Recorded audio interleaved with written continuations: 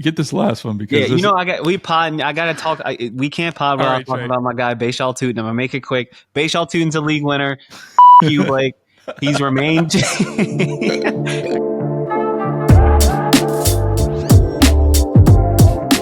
What's up, everybody? Welcome into another episode of the Signal Callers DFS Show. Today is August 12th.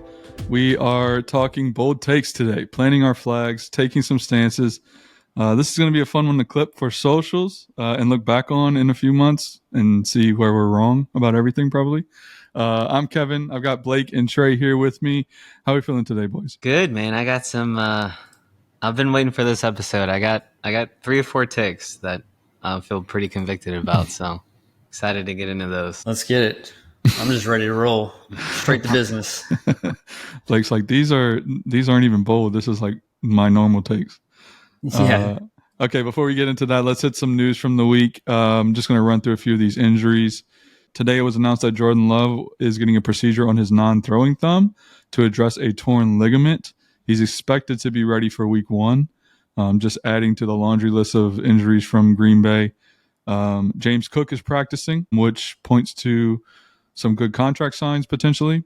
Matt Stafford, the team, the quote about Matt Stafford's back coming out is they will be flexible and fluid when dealing with his back injury, which you don't like to hear that. So they got that dude in an Airstream trailer. I saw doing light therapy. Yeah. I mean, they're doing whatever they can. They're just trying to milk one more year out of him, it seems. You guys got anything else on the injury front that y'all want to touch on? Yeah, a couple of things. So Alexander Madison had a pretty serious neck injury. He's out for the season. So the Jalen Wright click feels a little bit comfier. He was a guy I was higher on than the market, and I think we haven't seen him rise yet. As this news kind of makes its way through the cycle. So also I've been taking a few shots on Ollie Gordon. I thought he looked good in their preseason game. Wide receivers seem to be falling apart in Green Bay and in Miami. So that's bullish for Malik Washington, who I thought looked good in their preseason game. I mean, he got like 6 targets. They were intentional about him. Quick outs. I mean, he looks like the heir apparent to Tyreek if life after Tyreek happens sooner than we think. And obviously Matthew Golden, they've been raving about his hands in camp. I mean, the runway for him to be very good right away can't be any clearer now. I mean, Jaden Reed's in a walking boot. I think Wicks is hurt now. Dobbs is hurt. Christian Watson's still coming back from that ACL. Yeah. So, I mean, maybe Savion Williams starts to emerge, but I haven't heard anything about him in camp, and that was a high pick. Touching on Miami real quick, I was listening to JJ Zacharysen's pod today, and he had Evan Silva on. They were talking about players to shy away from, and he mentioned Tyreek. He mentioned that he doesn't know if Tyreek is even going to be a Dolphin by the end of the year.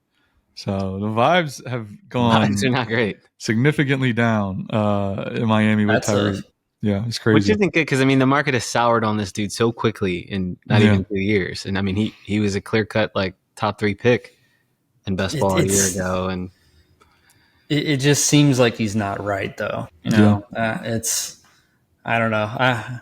Obviously not clued in, but just the H-hand comments the other day, just really weird. And I don't think everything he said and done would be whatever. I kind of brushed it off, but it was that McDaniels presser.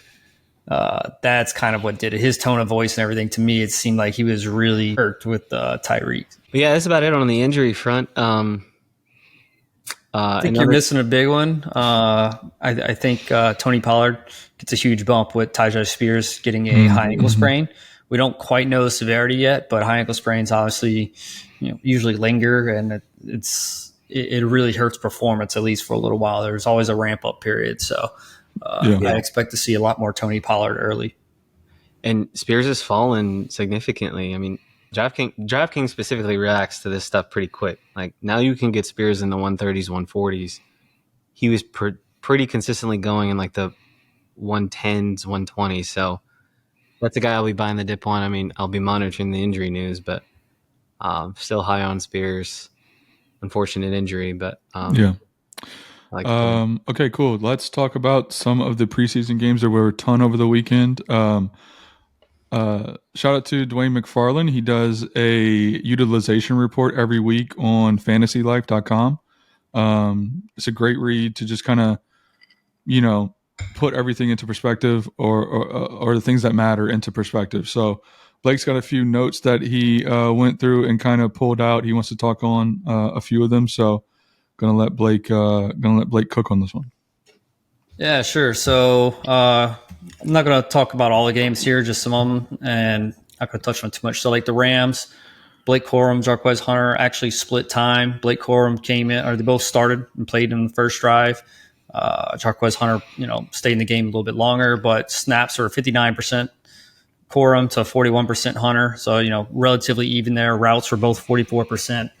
More rushing attempts from Blake Corum there. So just something to watch that they both got a lot of good run.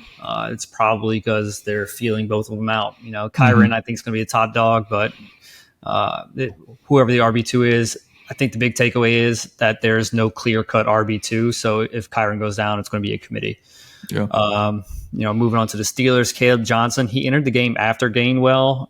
Gainwell only played 4 plays, so it's probably maybe nothing. And then Gainwell also, his game styles, he shares the similar style as Jaylen Warren, right? So maybe Caleb Johnson doesn't really get affected by Gainwell, right? And so kind of moving on to the Jaguars, Travis Hunter played 88% of snaps with Trevor Lawrence, bullish. And yeah, exactly, right. 88%. So this is what I care about the utilization report. Preseason, you can throw all the stats out the window, all that stuff, right? It's who's playing with the starters. So Travis Hunter with Trevor Lawrence for 88% of the snaps is huge. He tied BTJ with a 29% target share, so that's huge. ATN actually played 100% of snaps with Trevor Lawrence. So that was really good. And then today we saw some cryptic tweets out there, right? So who knows what's happening there. Tank Bigsby came in, played the next 2 drives. Kent Allen actually entered the game on the second drive to handle a long down and distance snap. He didn't get much more work until the fourth quarter, though. But it was interesting that he kind of came into that one. Bhayshul Tuten took over after that. Yeah, and, am I going to have to capitulate this early on the Bhayshul Tuten takes? We'll see, especially if ATN or Bigsby one of them gets traded. Right, if one of them gets traded, I'm on board. Come on, brother. The water is warm. Come join get on the bandwagon, brother. Feels good. It's okay to have strong opinions, just make sure they're loosely held. Right, we're always here to learn. Strange, based on the utilization, everything, all the camp support, everything. He seems like a full go for a late round tight end if you're looking for a good starter. Yeah, I really like Strange. The Titans, yeah. It's. I think the theme for tight ends is just draft a athlete and then develop them into a tight end. Yeah, I feel like if you don't in drafts, I feel like if you don't get one of the top 2, there are just a plethora of guys that could end up in the top 5 super late. I mean, we talked about how flat QB is. I mean, I don't think there's anything flatter than these tight ends, right? Totally agree there. So moving on to Titans, Cam Ward looked pretty good. Right, 5 for 8, 67 yards. Tony Pollard dominated the work. Now Spears did get injured with a high ankle sprain, but I think that as soon as we hear about the outlook on it, no matter what, I think that gives Tony Pollard a boost because it's going to take Tajay a little bit to recover from. Calvin Ridley looks like a clear alpha. I love taking him where he's going in ADP right now. Tyler Lockett actually had 88% of route participation, and those routes coming from the slot. So that's really, really valuable reps there. He's the clear 2 now. Exactly right. And you can get him in around 19, 18. I like Manor, but I think Tyler Lockett is going to start the season. Those weapons are so dusty over there, though. I think I saw a tweet that their average age is over 30. Boy, yeah, because I think Ridley's 31, something like that. Yeah. And I think Lockett's got to be 35. Lockett's 34, I think, something like that. Yeah, but anyways, he's our age. Yeah, he's dust, man. Bury this guy. We're young though. Yeah, right. That's right. Yeah. Chico Conquo, 100% route participation with the starters, just like we were talking about Strange. Looks like a great late round tight end if you're just desperate and need one who's going to be out there all the time. Yeah, so the Chiefs, the only thing really interesting to me about the Chiefs was Pacheco played the first few plays with Mahomes, the first drive, and then went to the bench, right? So that's usually a good sign that he's going to be the starter. And hopefully, if you remember back to last year, he came out the gate screaming. He was getting all the work, and he looked good doing it until he got hurt. So Brashard Smith, the name's popping up all over Twitter, right? It's hot. Everybody loves a 7th round pick, buy low, sell high, but he got late game scraps. He's clearly behind everyone, so I wouldn't put much into him. Broncos talked about how RJ Harvey dominated a lot of the work, despite the reports. Dobbins is RB1. He got 40% of targets per route run, so he's highly involved in passing attack. Looks great, and that's a great offensive line, great offensive environment over there. Marvin Mims actually playing pretty close to a full-time role with the starters. He could be a massive value at his current ADP. Moving on quickly, Browns. Sanders look good, but let's be real, he's got a long road ahead of him. So, but he could start. The Browns are just complete mess. He looked a little more than good. Yeah. I mean, he looks really good, right? But I don't think he want him to start. I think no matter what, Flacco is going to get the start. So we'll see what happens. He could be a good stash for week 17. Coming in late there. Yeah, I think he probably starts at some point. They probably don't start the season with him. Which that was a big question coming in. Like they drafted him behind Dylan Gabriel. Yeah. After that performance, it feels like he gets a shot at some point. Did you see that? Did you see the picture of like Dylan Gabriel and I think it was Pickett on the sideline, and they just looked like shell shocked. That's Sanders' game. And Flacco's like 60 years old, so I mean, yeah, Flacco's just collecting the check. Flacco's there being a veteran presence, teaching him things. Yeah. I don't think he's any more. Flacco's not trying to play in December in Cleveland. He's trying to be in that jacket on the sideline. Yeah. So moving on, Bryson Tet, that connection looks like the real deal. I couldn't be higher on Tet, and then Bryce. To me, him and Penix are great late round quarterbacks that just. You don't know what you're going to get out of them because they play in an NFC South, terrible division, right? As far as defenses go, a lot of dome games. So I love them there. And then Commanders, your boy, Ja'Cory Krosky-Merritt, he handled 100% of the first 3 drives with B-Rob and Eckler resting, but 7 carries, 24 yards, 1 catch. We don't really care about stats in preseason though. Hard to say, sounds like a hater. He looks care about stats. We only care about stats when they confirm our priors. Our biases. Exactly.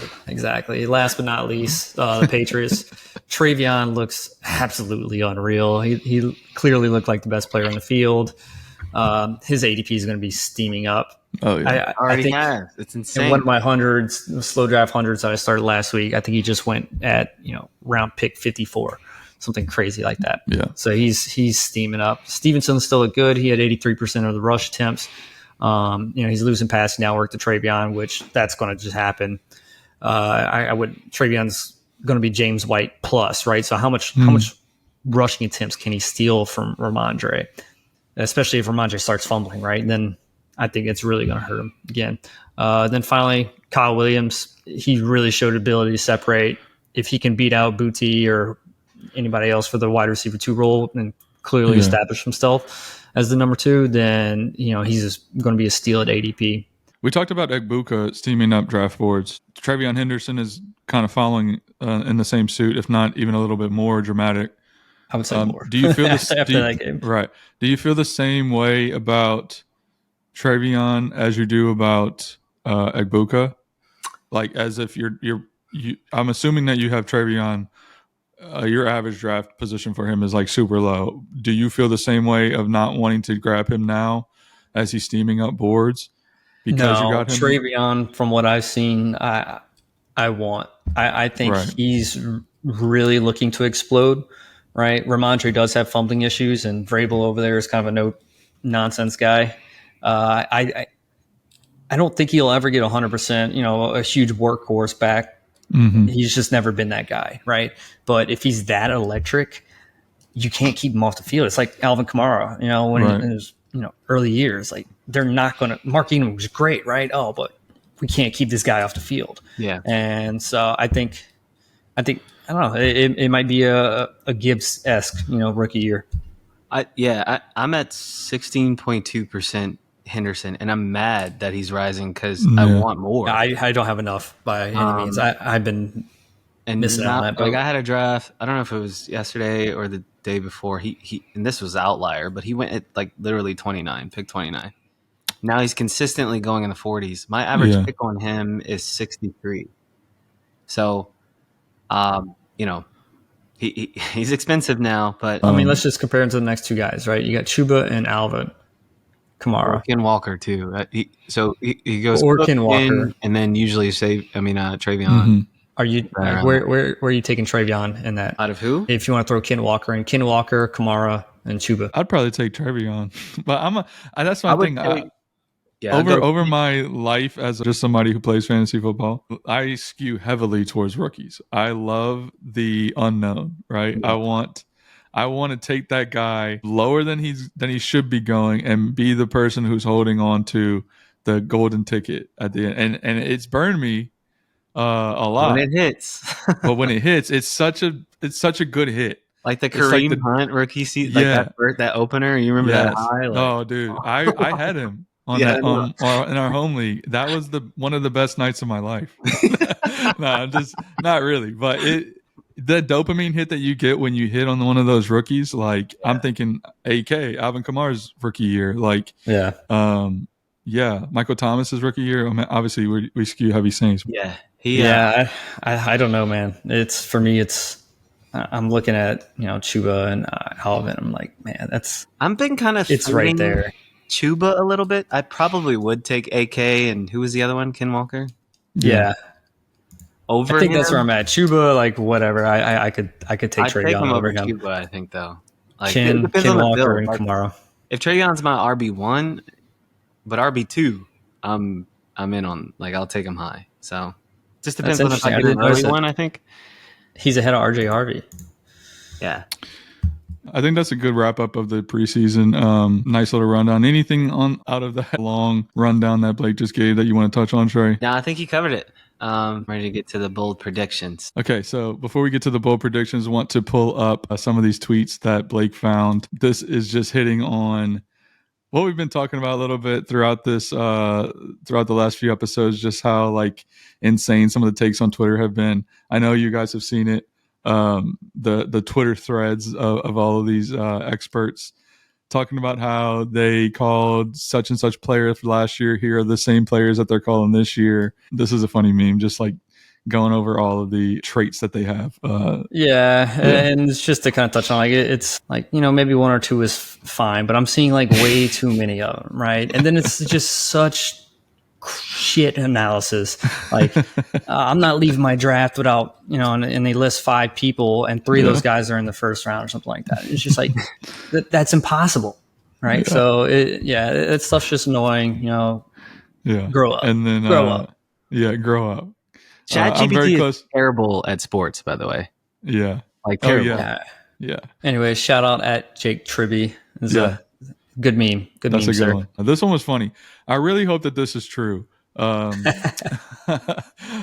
why RJ Harvey got the start. So I don't know if anybody's just like completely checked out of preseason, but it came out that RJ Harvey was like the 5th or 6th running back on the depth chart in Denver, which like sent everybody into a panic because it's classic Sean Payton. Yeah, the RJ hype had been steadily rising all season, and then all of a sudden he's like the last one on the depth chart. But then Benjamin Albright tweeted that it was supposed to be Dobbins, and I don't know what happened there. Couldn't find his helmet or something. I really hope that that's why Dobbins didn't get the start. It was because he misplaced his helmet. Sean is notorious for this too. Like the AK rookie season, he had Alvin Kamara behind like Adrian Peterson. Yeah, behind all these people. Like the ghost of Adrian Peterson. So he didn't even make it past preseason. It's so funny. Those tweets that pop up every now and then where it's like post a random player. And I'll always see like Adrian Peterson in a Saints jersey for like the 2 weeks that he played in New Orleans. Yeah. Is that like meme that went viral with Sean? Like he's glaring. Yeah, yeah. On week 2, and then we traded him like the next week. Yeah. There's a ton of conspiracies in the world these days, but this is probably my number one. I believe all of them about Sean Payton, though, to be honest. So we are going to hop into the main topic of today's show. We're going to hop on some bold predictions. So this could go either really well for us in a couple months, or we could be looking trying to figure out how to delete this off the internet in a couple months. So, the name of this show is Bold Predictions. It's not lukewarm takes. So we're going pretty hot, and I'm going to get us started off the rip. My first bold prediction is that Drake Maye will be a top 5 quarterback this year in fantasy football. And hear me out, okay? Yes, top 5. You heard me right. Not top 6, not top 8, not the comfy top 12. No, we're going top 5 quarterback. Here we go. Okay, so you would be best friends with Pat Kareem. I know he's been on Drake Maye all summer. So here is why. I mean, I touched on this a couple episodes ago. The Pats are one of my heaviest roster teams. Let me just go check. You just love buying low. Yeah, I have 26% Drake Maye. He is my third highest.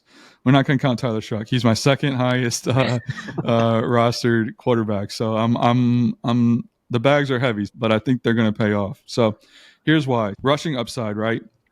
Last year he averaged 30 yards per game. So in the last decade or so, the biggest separator when it comes to high end QB finishes centers around how mobile these quarterbacks are, right? The pocket passers, they have to do so much to get into these upper echelons of points. Think back to what Joe Burrow had to do last year. Had to throw 40 touchdowns, and they had to consistently do that. This isn't the 2010s where multiple guys were throwing 5,000 yards a season, right? This shout out to Drew Brees, our guy. But they just don't have that in the NFL anymore, right? So these guys, for fantasy, you want rushing upside. So Drake Maye averaged 30 yards per game last year. I think that could potentially go up. He's not afraid to run. He's durable. So feel good about that. Now, I expect a little bit of a boost with the passing game based on all the improvements that the team has made. You look at who they drafted. Can't be any worse than last year. Right. So the O-line, we're obviously LSU lifers. Will Campbell, I think he's a perfect fit at left tackle for them. They didn't have to do much to improve their line, and they went out and made Will Campbell the 4th pick. Relying on a true rookie starting at left tackle might be a little scary, but all Will has done is step into these positions his whole career. As a true freshman, he came in at LSU and blocked Jaden Daniels' blind side for 2 years. I have a feeling he's up to the task in New England, and I know some of the tape that came out from the Washington game was against some second, third stringers, but he looked like a man amongst boys out there, just mauling people. Obviously a big fan of Will Campbell back there, shoring up that line. And then TreVeyon Henderson, who we spent a good 5 minutes talking about earlier. Kyle Williams has been getting a ton of hype out of camp.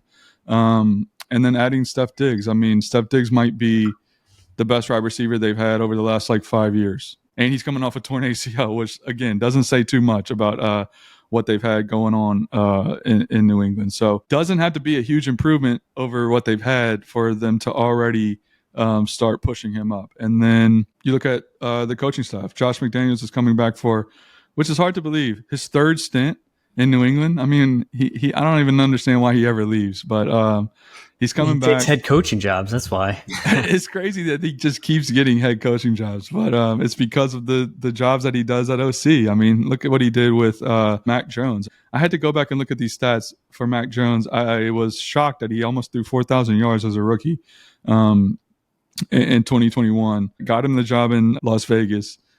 We're Derek Carr haters down here, and he made Derek Carr look like a Pro Bowler in 2022. So, and then the ghost of Cam Newton in 2020 back in New England as well. So I think he's going to be good for Drake. And then I also mentioned a couple episodes ago how I'm just a fan of Vrabel and the culture that he brings up there.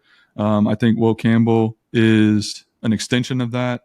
And just like the no nonsense New England brand of football. And yeah, I'm just a big fan of Drake Maye. I think top 5 is, in my opinion, it's not even a stretch, but that's why it's a hot take, right? So screaming hot. Drake Maye, top 5 quarterback in fantasy, and you can get him at what, QB 16 now. I mean, I think he might be steaming up ADP, but let me see where he's at ADP wise. On DraftKings, ADP 112 at QB 14. He's going as a QB 14. You get a top 5 quarterback at 112.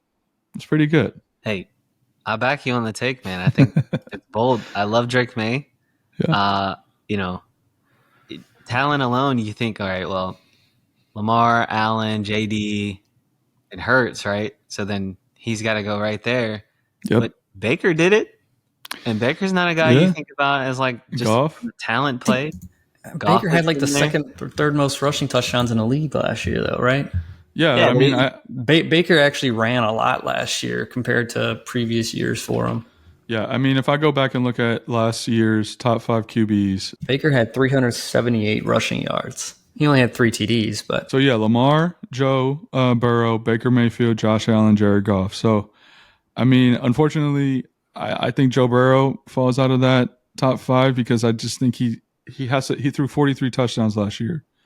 You know, like he has to do that again in order to be up there. And it's not that I doubt that offense, but it's just a tough ask to ask him to do that year in, year out to be up there. Baker Mayfield, 41 touchdowns, clear TD regression guy. Jared Goff was number 5, 37 touchdowns. Line takes a hit. I don't know, man. I don't think that this is that hot of a take to have him jump up into that mix. So obviously Hurts wasn't up there. I think Hurts, gets back to form. Jaden is definitely in the mix. But yeah, I think Drake Maye is right there. So yeah, I mean, I think Hurts would have been there. He didn't play the last couple games, right? So and I think that was hurts. a huge part of that. We'll see.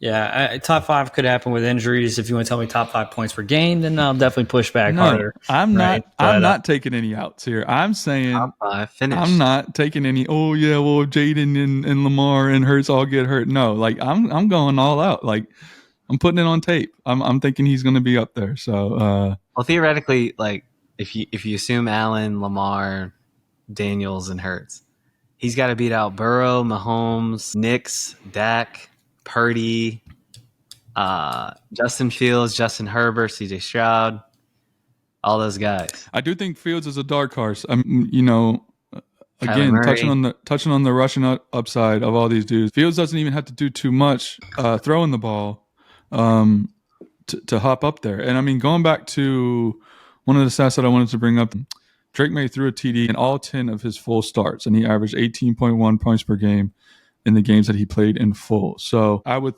like to think that improves even more. He builds upon that. You like to see these year 1 to year 2 jumps with these guys.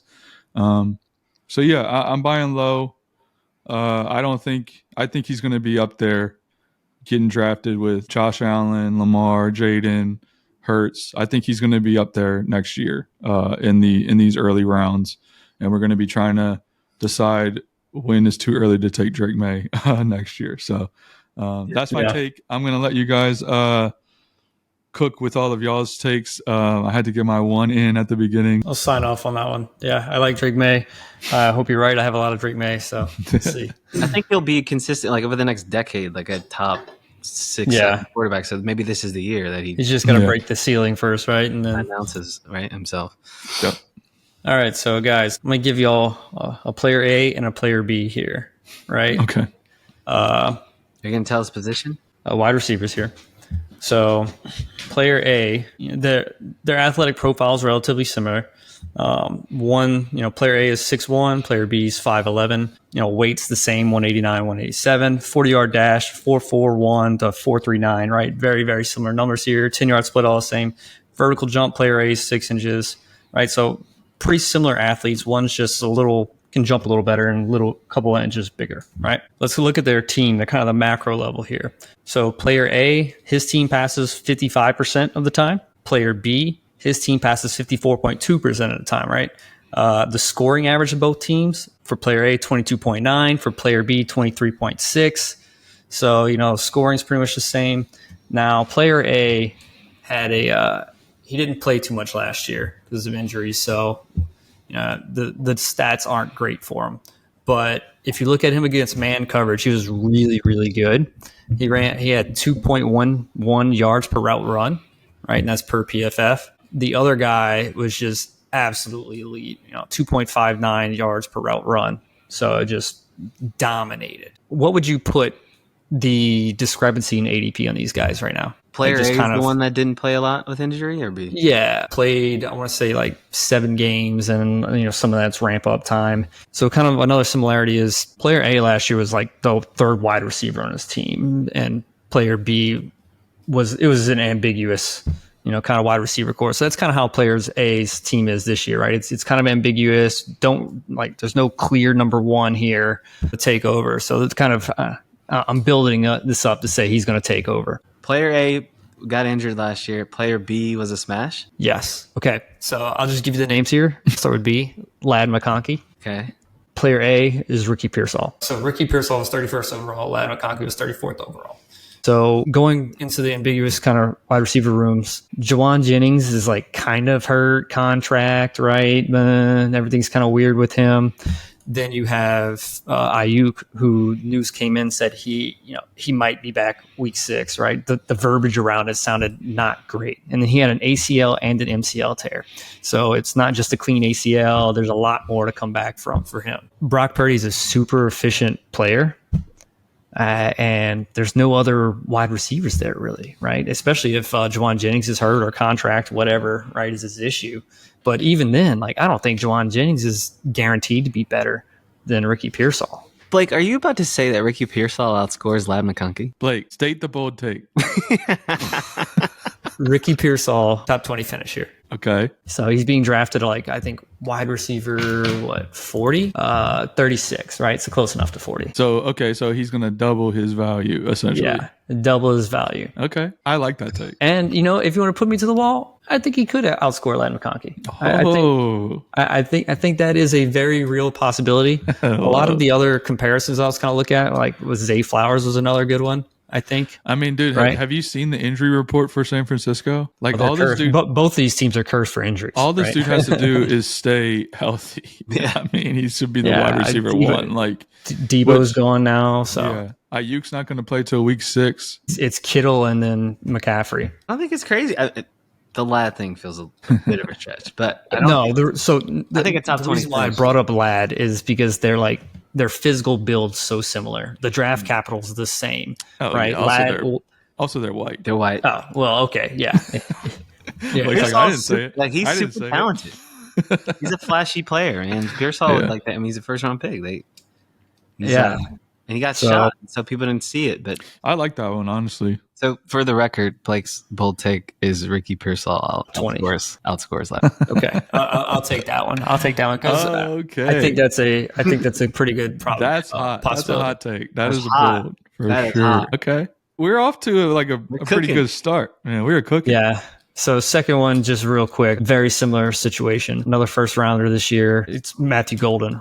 The wide receiver room is absolutely decimated in Green Bay. I love Matt LaFleur's scheme, so I'm in. He's also at the wide receiver 40 range where he's going to greatly outproduce, especially if there's nobody healthy in those wide receiver rooms. And Jordan Love can stay healthy. He injured his non-throwing hand, thankfully, not his throwing hand this year. So I think he's going to be an absolute smash as well. Two guys that, as long as they stay healthy, I mean, they should way outperform their ADPs. I like it. All right. I think Jahmyr Gibbs is the 101 this year. The best overall. The number one overall. I think he finishes the season statistically as the best player in fantasy. I think he's the hero running back to own this year. Just such an exciting pick. And when things go right, even when you saw it last year, when things go right, he's just the guy you need because he puts up these nuclear scores, right? I actually think he will get more of the traditional running looks this year. The Lions have always done this annoying thing where they always roll out David Montgomery first, and Gibbs is kind of the situational passing game back, and Montgomery gets all the goal line work. What we're seeing in practice reps this year is Gibbs is the first guy out. and he's getting more traditional like rushing looks. And I think if he gets that plus like some play action stuff this year, like those are easy looks to add to what he already gives you. You've already got the explosive running. And I think with a little more work around the goal line, look, I trust this. Like people are making a big deal of Ben Johnson leaving, but I think Dan Campbell, like he was one game away from the Super Bowl. I trust this offense to play to win. They're going to pass the ball regardless of game script. I don't think they want to try to just get games over with by rushing the ball all game long. I think they want to get explosive plays. I think the shootout scripts will be there.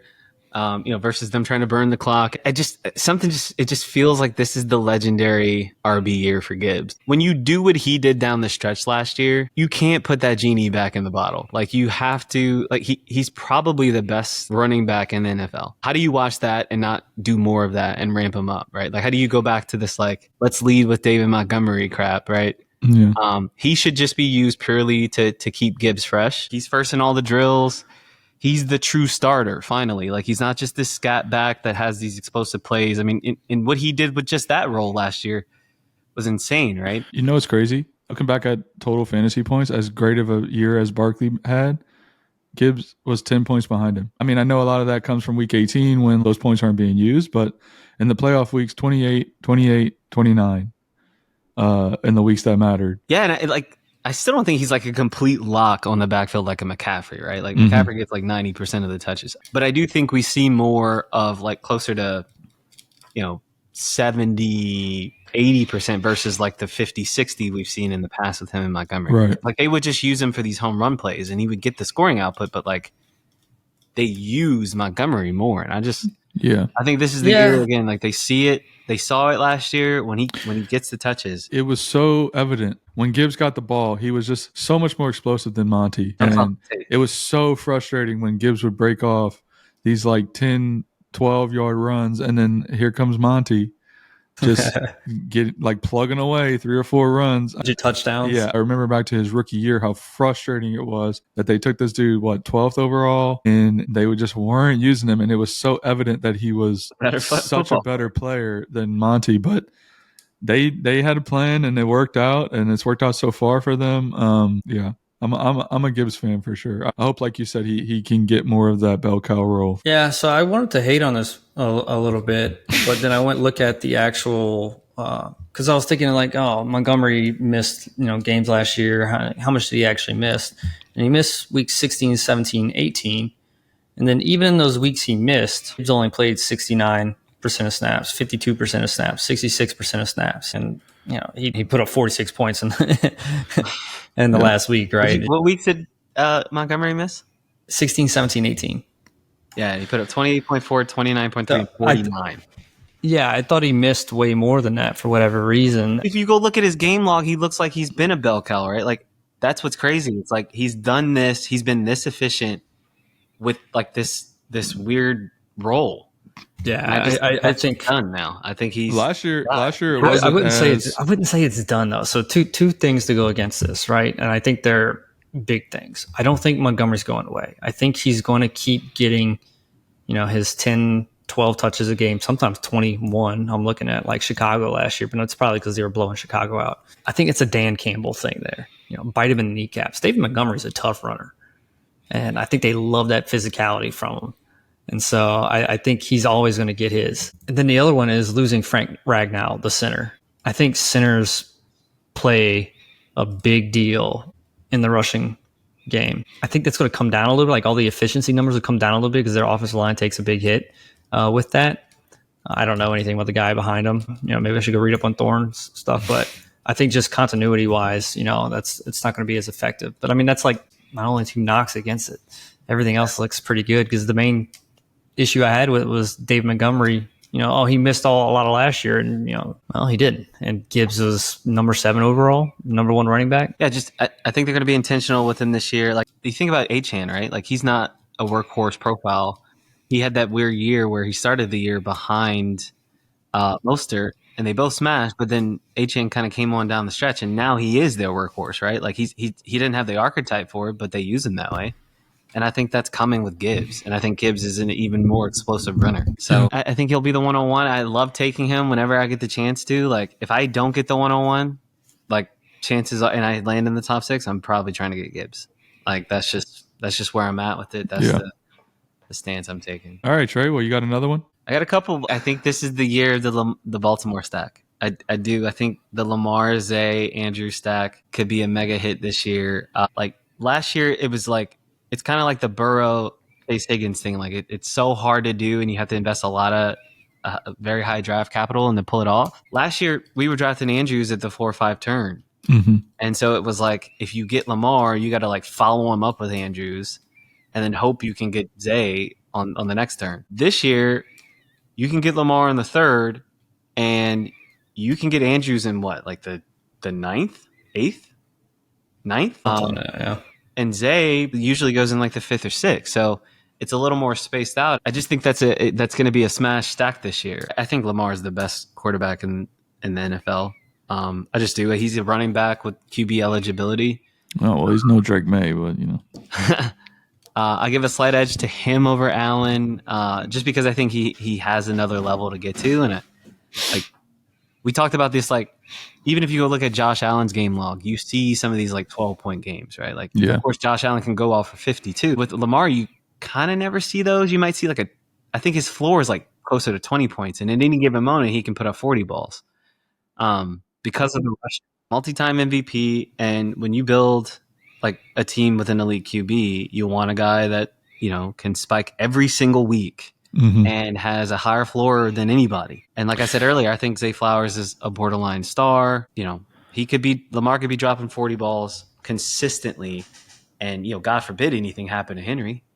All right, then it's just wheels up. It's Lamar takeover time. He is my number 1 QB target this year. Yeah, I'm gonna hit you here. I'm gonna hit you here hard because it's not a hot take, right? Like you're saying, oh, draft the guy who's going QB1. He's draft the QB1, he's going to kill it. QB1. Yeah, exactly. Well, right. Get him on your best ball team, like Mark Andrews, right? He was the tight end 6 last year, and we all know the car wreck issues. But the guy had 11 touchdowns in in the last 12 games. Yeah. He's just unreal. Zay Flowers, he was wide receiver 31 his rookie year, 25 last year. If he just catches like a couple more touchdowns, right? He only had 4 touchdowns.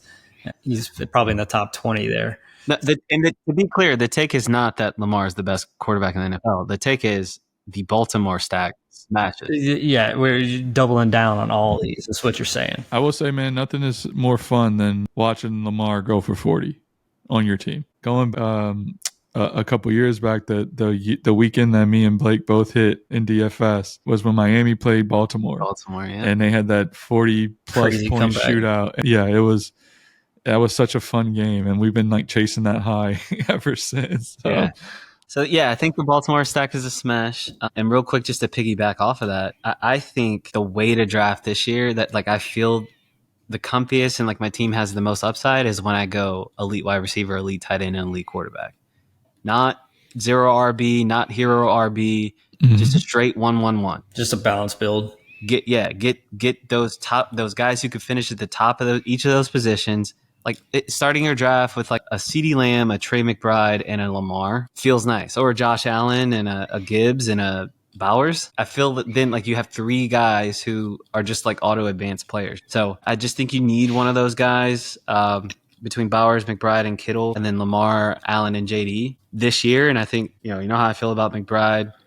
I'm trying to grind my way to having like 40 to 50% of my teams having one of the elite tight ends. I think they're a key this year. I mean, McBride is stupid, man. Like if he has any amount of touchdown regression, like we're talking about breaking fantasy. We touched on it a little bit ago, how flat tight end is after a certain point. Like it's such a difference maker to get one of those 2 guys like up top. Mm-hmm. And it does. I know. I've got a ton of McBride, and it feels the best. I feel like those teams feel the best. The only problem, he's never been a big touchdown scorer. Kyler hasn't been throwing too many touchdowns. I mean, even last year, he only threw 21 touchdowns. Right?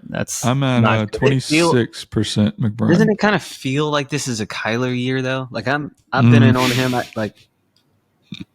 I think it gets back to rushing. He didn't do that a lot last year, and I think Marv takes a leap, and McBride is McBride. You want to talk about camp videos not feeling good? Those vibes are not good out of Arizona, at least what I've seen. Apparently, Kyler was telling people like he doesn't want to run. I mean, he's set up this year, so if he's not a smash, then they kind of need to think if he's the guy. Is it set up? Arizona feels like it's just another meh team again, right? I don't know. Like you said, the vibes just don't feel good around Kyler. I have more than I'd like to admit. I got burned on him bad last year. I had a ton of McBride Kyler stacks. I think this tweet kind of embodies what we feel whenever we watch him. So at Sharp Football, Warren Sharp says, Kyler Murray has thrown 68 passes of 25 plus air yards in the last 3 years. 68. He's completed 12 of them. Long-winded way of me saying, especially with that interception was so bad last week. Saints win week 1? Is that what you're about to say? No. Is Kyler Shuck gets his first win? Kyler Murray is going to be dipping, hopefully. Mason Tipton, maybe. Yeah. I think because of the vibes, Kyler Murray is going to be dipping, and he is somebody I will draft at 110, 120. I've seen him just fall crazy in some draft. Well, we talked about earlier with when we were talking about Drake Maye, the rushing ability for these guys really catapults them into another stratosphere of upside.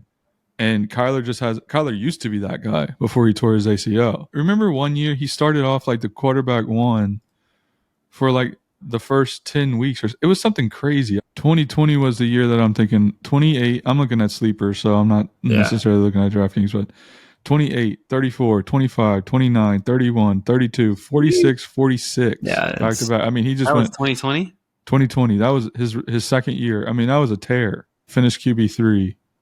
Yeah, and then he just hasn't been that guy. No, he got hurt that ACL, and then he hasn't bounced back. He was QB6, QB3, QB10, 19, 27. Somehow he was QB10 last year. That doesn't seem right, but 5 rushing touchdowns, 572 yards. That does a lot for you, right? Yep.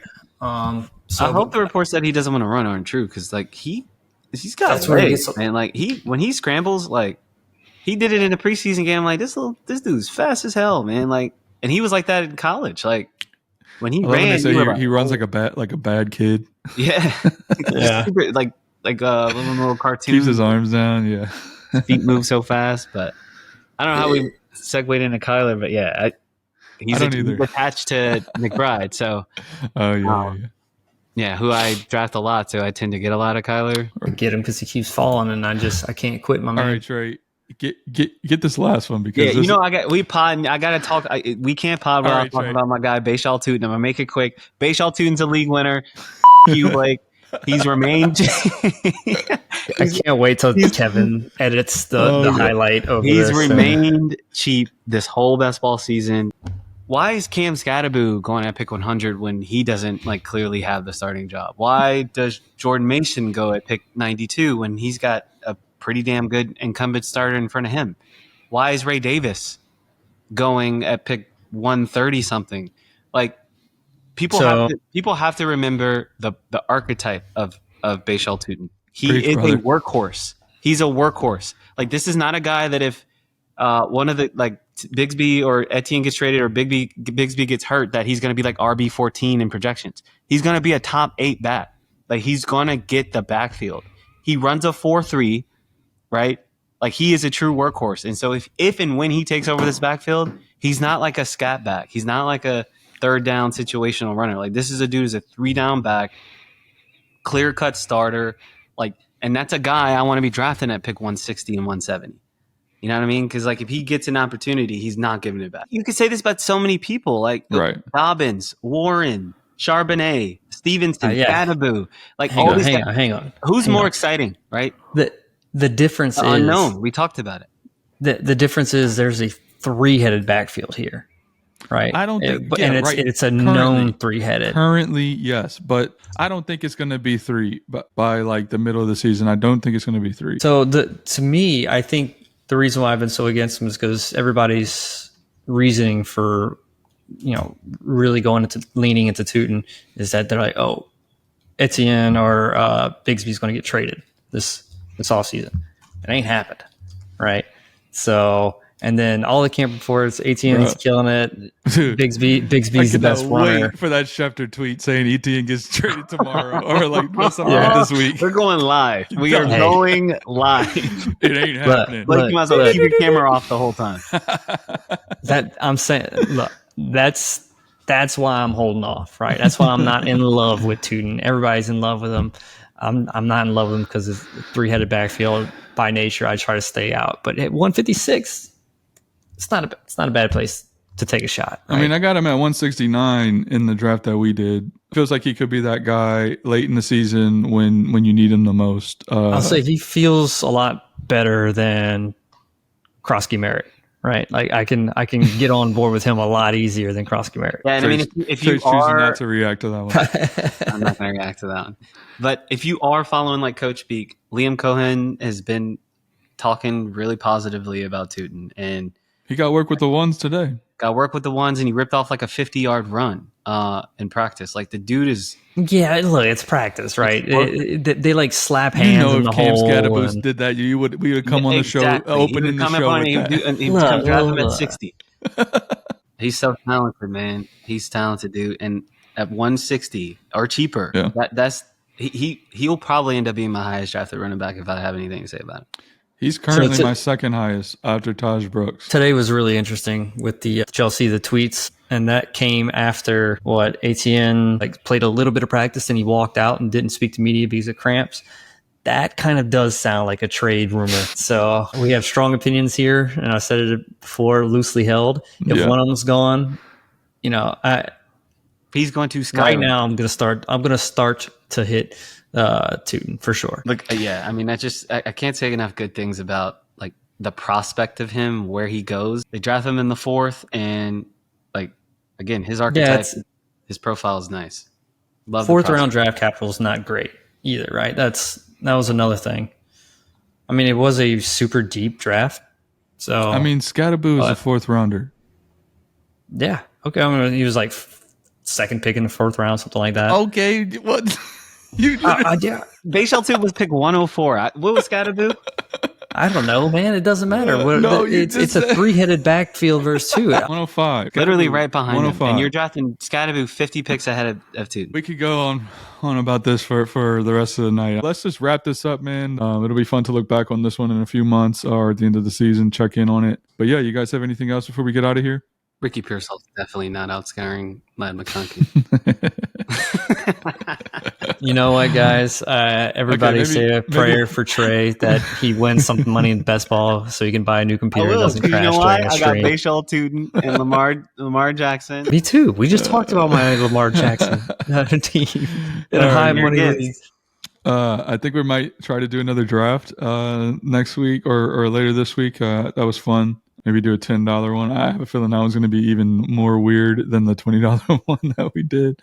Okay, like, comment, and subscribe. We got some YouTube videos already out there. Got 3 episodes, so be sure to go check them out. And yeah, we'll see you guys soon. Take care. Peace. Later.